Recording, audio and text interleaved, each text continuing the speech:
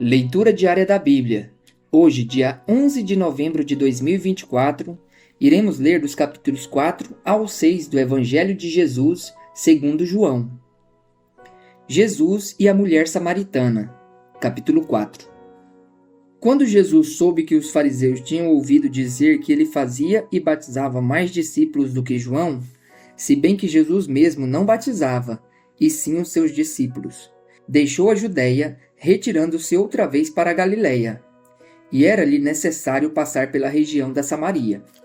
Assim, Jesus chegou a uma cidade samaritana, chamada Sicar, perto das terras que Jacó tinha dado a seu filho José. Ali ficava o poço de Jacó. Cansado da viagem, Jesus sentou-se junto ao poço. Era por volta do meio-dia. Nisso, veio uma mulher samaritana tirar água. Jesus lhe disse: "Dê-me um pouco de água", pois os seus discípulos tinham ido à cidade comprar alimentos. Então a mulher samaritana perguntou a Jesus: "Como, sendo o Senhor um judeu, pede água a mim, que sou mulher samaritana?" Ela disse isso porque os judeus não se dão com os samaritanos. Jesus respondeu: "Se você conhecesse o dom de Deus e quem é que está lhe pedindo água para beber, você pediria e ele lhe daria água viva."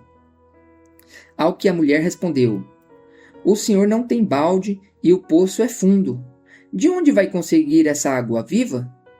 Por acaso o senhor é maior do que Jacó, o nosso pai, que nos deu o poço, do qual ele mesmo bebeu, assim como seus filhos e o seu gado?" Jesus respondeu: "Quem beber desta água voltará a ter sede, mas aquele que beber da água que eu lhe der nunca mais terá sede. Pelo contrário, a água que eu lhe der será nele uma fonte a jorrar para a vida eterna." A mulher lhe disse: "Senhor, quero que me dê essa água para que eu não mais tenha sede, nem precise vir aqui buscá-la."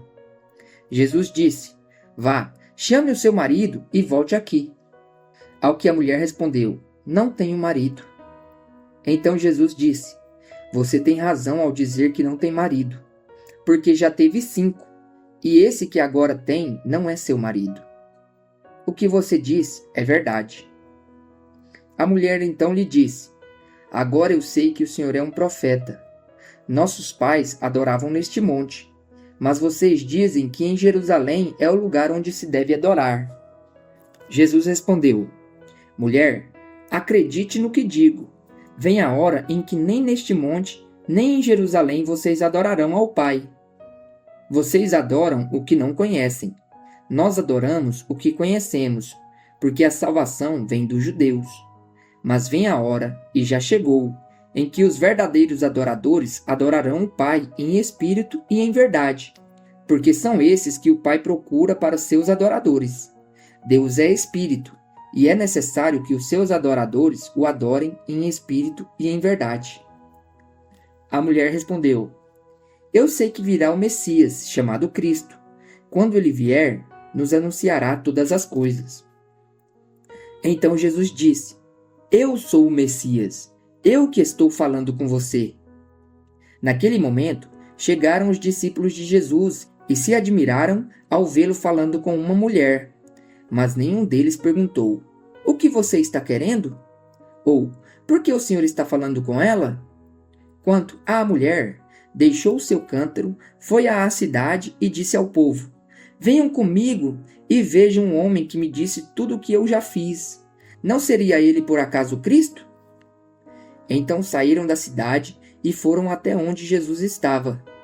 Enquanto isso, os discípulos pediam a Jesus dizendo: "Mestre, coma." Mas ele lhes disse: "Tenho para comer uma comida que vocês não conhecem." Então os discípulos começaram a dizer entre si: "Será que alguém lhe trouxe algo para comer?" Jesus lhes declarou: "A minha comida consiste em fazer a vontade daquele que me enviou e realizar a sua obra. Vocês não dizem que ainda falta 4 meses até a colheita? Eu, porém, lhes digo: levantem os olhos e vejam os campos, pois estão maduros para a colheita. Quem colhe recebe desde já a recompensa e ajunta o seu fruto para a vida eterna." para que se alegrem ao mesmo tempo o que semeia e o que colhe. Pois no caso é verdadeiro o ditado: um é o que semeia, outro é o que colhe. Eu os enviei a colher o que vocês não semearam. Outros trabalharam e vocês aproveitaram o trabalho deles. Muitos samaritanos daquela cidade creram em Jesus por causa do testemunho da mulher, que tinha dito: Ele me disse tudo o que eu já fiz. Quando, pois, os samaritanos foram até Jesus, pediram-lhe que permanecesse com eles, e Jesus ficou ali 2 dias. Muitos outros creram nele, por causa da palavra de Jesus, e diziam à mulher: Agora não é mais por causa do que você falou que nós cremos, mas porque nós mesmos ouvimos, e sabemos que este é verdadeiramente o Salvador do mundo. A cura do filho de um oficial do rei. Passados 2 dias, Jesus saiu dali e foi para Galiléia, porque o próprio Jesus testemunhou que um profeta não tem honra na sua própria terra. Assim, quando chegou a Galiléia, os galileus o receberam, porque viram todas as coisas que Jesus tinha feito em Jerusalém por ocasião da festa, à qual eles também tinham comparecido. Jesus foi outra vez a Caná da Galiléia, onde tinha transformado água em vinho. E havia ali um oficial do rei, cujo filho estava doente em Cafarnaum. Quando ouviu dizer que Jesus tinha vindo da Judéia para a Galiléia, foi até ele e pediu-lhe que fosse curar o seu filho que estava morrendo. Então Jesus lhe disse: Se vocês não virem sinais e prodígios, de modo nenhum crerão. O oficial pediu mais uma vez: Senhor, venha antes que o meu filho morra.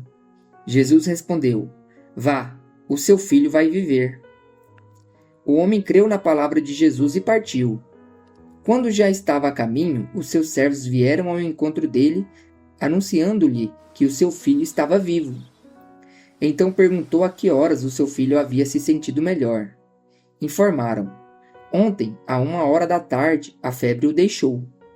Com isso, o pai reconheceu que aquela era precisamente a hora em que Jesus tinha dito a ele: O seu filho vai viver. E ele e toda a sua casa creram. Este foi o segundo sinal que Jesus fez, depois de ir da Judéia para a Galiléia. A cura de um paralítico. Capítulo 5.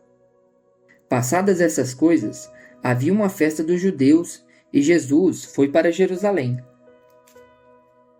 Existe ali junto ao portão das ovelhas um tanque chamado em hebraico Betesda, o qual tem 5 pórticos. Nestes jazia uma multidão de enfermos, cegos, coxos, paralíticos, esperando que a água se movesse, porque um anjo descia de tempos em tempos agitando-a, e o primeiro a entrar no tanque, uma vez agitada a água, sarava de qualquer doença que tivesse. Estava ali um homem enfermo havia 38 anos. Jesus, vendo-o deitado e sabendo que estava assim havia muito tempo, perguntou: Você quer ser curado? O enfermo respondeu: Senhor, não tenho ninguém que me ponha no tanque quando a água é agitada. Quando tento entrar, outro enfermo chega antes de mim. Então Jesus lhe disse: Levante-se, pegue o seu leito e ande. Imediatamente o homem se viu curado, e pegando o leito, começou a andar. E aquele dia era sábado. Por isso, os judeus disseram ao que tinha sido curado: É sábado, e neste dia você não tem permissão para carregar o seu leito. Ao que ele lhes respondeu: O mesmo que me curou me disse: Pegue o seu leito e ande.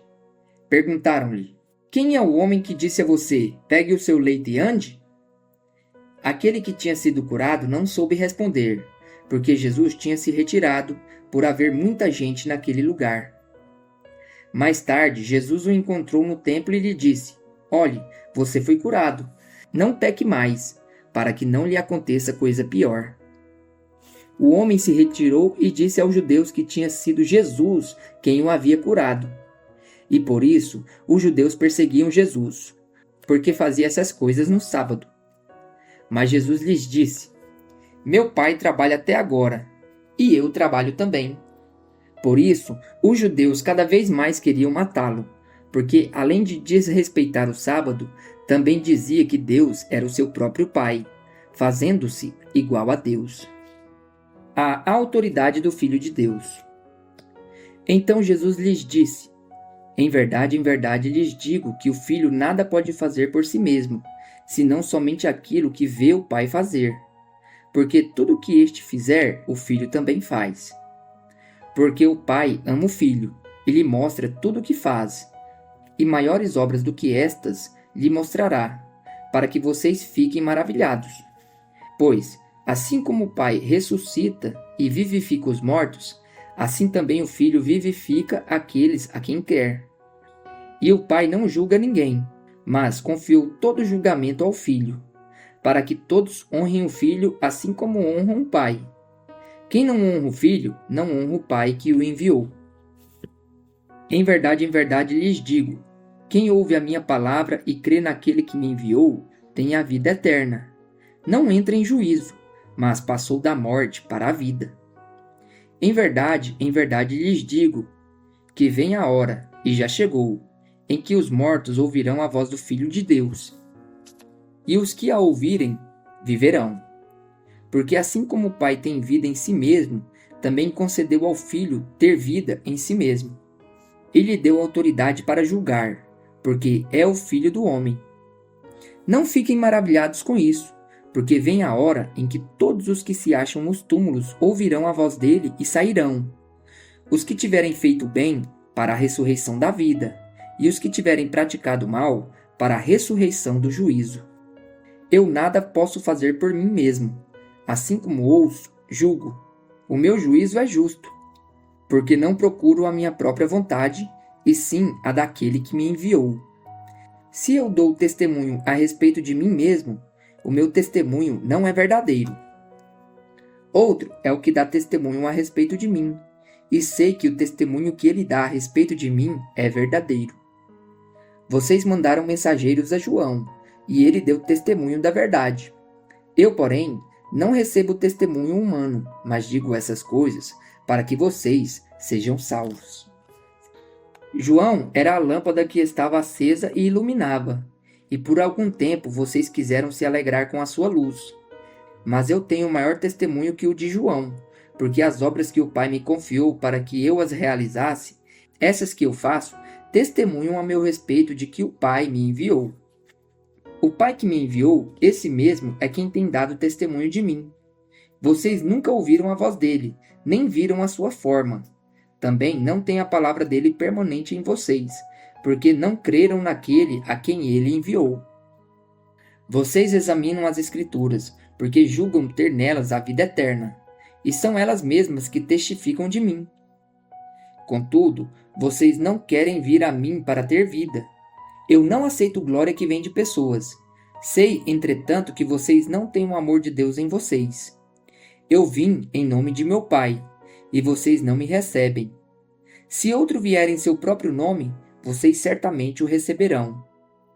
Como podem crer vocês que aceitam glória um dos outros e não procuram a glória que vem do Deus único? Não pensem que eu os acusarei diante do Pai. Quem acusa vocês é Moisés, em quem puseram a sua esperança. Porque se vocês de fato crescem em Moisés, também creriam em mim, pois ele escreveu a meu respeito. Se, porém, não creem nos espíritos dele, como crerão nas minhas palavras? A multiplicação de pães e peixes. Capítulo 6. Depois dessas coisas, Jesus atravessou o mar da Galileia, que é o de Tiberíades. Uma grande multidão o seguia, porque tinham visto os sinais que ele fazia na cura dos enfermos. Então Jesus subiu ao monte e sentou-se ali com seus discípulos. Ora, a Páscoa, festa dos judeus, estava próxima. Então Jesus, erguendo os olhos e vendo que uma grande multidão se aproximava, disse a Filipe: Onde compraremos pão para lhes dar de comer? Mas Jesus dizia isto para testá-lo, porque sabia o que estava para fazer. Filipe respondeu: Nem mesmo 200 denários de pão seriam suficientes para que cada um recebesse um pedaço. Um dos discípulos, chamado André, irmão de Simão Pedro, disse a Jesus: Aqui está um menino que tem 5 pães de cevada e 2 peixinhos. Mas o que é isto para tanta gente? Jesus disse: façam com que todos se assentem no chão. Havia muita relva naquele lugar. Assim, os homens se assentaram e eram quase 5.000. Então Jesus pegou os pães e, tendo dado graças, distribuiu entre eles, e também igualmente os peixes, tanto quanto queriam. E quando já estavam satisfeitos, Jesus disse aos seus discípulos: recolham os pedaços que sobraram, para que nada se perca. Assim, pois, o fizeram e encheram 12 cestos de pedaços dos 5 pães de cevada que sobraram depois que todos tinham comido. Quando as pessoas viram o sinal que Jesus havia feito, disseram: este é verdadeiramente o profeta que devia vir ao mundo. Jesus ficou sabendo que estavam para vir com a intenção de fazê-lo rei à força. Então ele se retirou outra vez, sozinho, para o monte. Jesus anda sobre o mar. Ao final do dia, os discípulos de Jesus desceram para o mar. E entrando no barco, passaram para o outro lado rumo a Cafarnaum. Já estava escuro, e Jesus ainda não tinha ido até onde eles estavam. E o mar começou a ficar agitado, porque soprava um vento forte. Os discípulos já tinham navegado uns 5 ou 6 quilômetros, quando viram Jesus andando sobre o mar, aproximando-se do barco. E ficaram com medo. Mas Jesus lhes disse: sou eu, não tenham medo. Então eles o receberam com alegria, e logo o barco chegou ao seu destino. Jesus, o pão da vida. No dia seguinte, a multidão que tinha ficado do outro lado do mar notou que ali havia apenas um pequeno barco e que Jesus não tinha entrado nele com seus discípulos, tendo estes partido sozinhos. Entretanto, outros barquinhos de Tiberíades se aproximaram do lugar onde a multidão havia comido o pão depois que o Senhor deu graças. Quando aquela multidão viu que Jesus não estava ali, nem os seus discípulos, entraram nos barcos e partiram para Cafarnaum à procura de Jesus. E tendo-o encontrado no outro lado do mar, lhe perguntaram: Mestre, quando o Senhor chegou aqui? Jesus respondeu: em verdade lhes digo que vocês estão me procurando não porque viram sinais, mas porque comeram os pães e ficaram satisfeitos. Trabalhem, não pela comida que se estraga, mas pela que permanece para a vida eterna, a qual o Filho do Homem dará a vocês, porque Deus, o Pai, o confirmou com o seu selo. Então lhe perguntaram: que faremos para realizar as obras de Deus? Jesus respondeu: a obra de Deus é esta, que vocês creiam naquele que ele enviou. Então eles disseram: que sinal o Senhor fará para que vejamos e creiamos no Senhor? O que o Senhor pode fazer? Nossos pais comeram maná no deserto, como está escrito: deu-lhes a comer pão do céu. Jesus lhes disse: em verdade lhes digo que não foi Moisés quem deu o pão do céu para vocês. Quem lhes dá o verdadeiro pão do céu é meu Pai. Porque o pão de Deus é o que desce do céu e dá vida ao mundo. Então lhe disseram: Senhor, dê-nos sempre desse pão. Jesus respondeu: eu sou o pão da vida. Quem vem a mim jamais terá fome, e quem crê em mim jamais terá sede. Porém, eu já disse que vocês não creem, embora estejam me vendo. Todo aquele que o Pai me dá, esse virá a mim.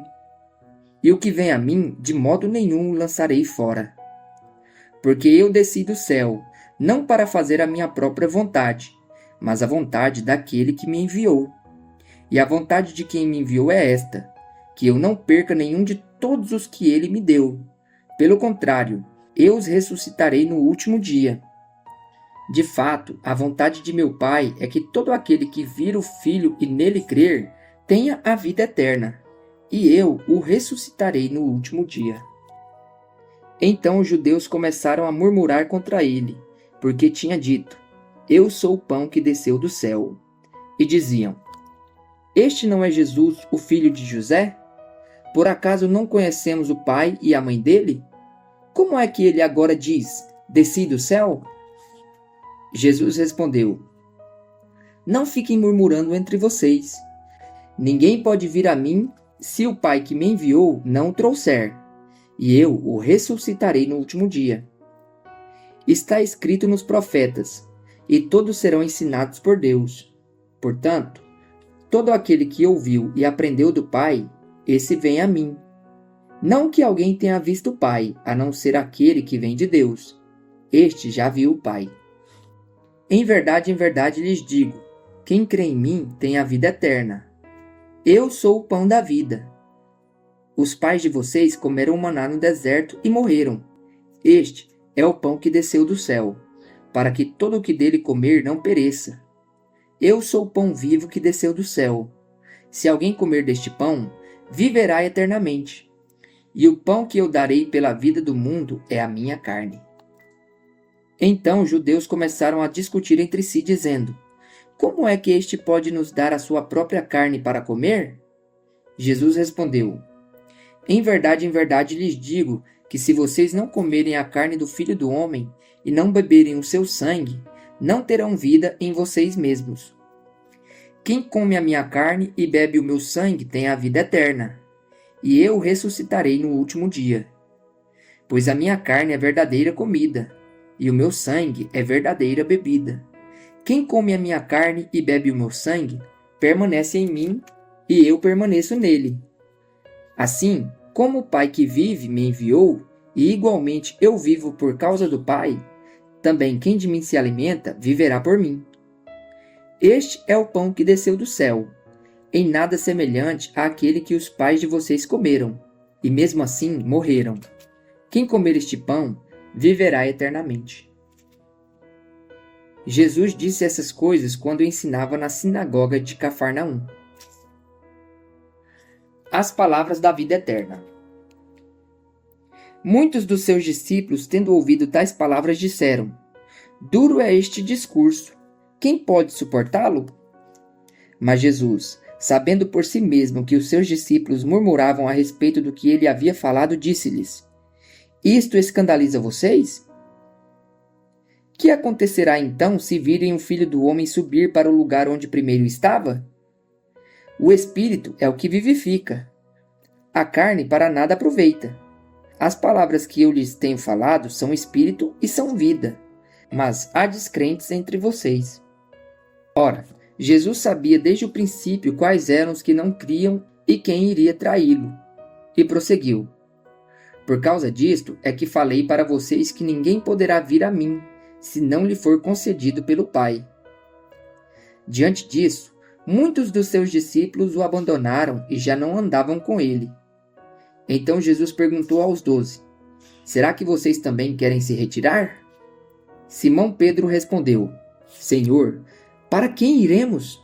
O Senhor tem as palavras de vida eterna, e nós temos crido e conhecido que o Senhor é o Santo de Deus. Então Jesus lhes disse: Não é fato que eu escolhi vocês, os 12? Mas um de vocês é um diabo. Ele se referia a Judas, filho de Simão Iscariotes, porque este, sendo um dos 12, era quem o haveria de trair.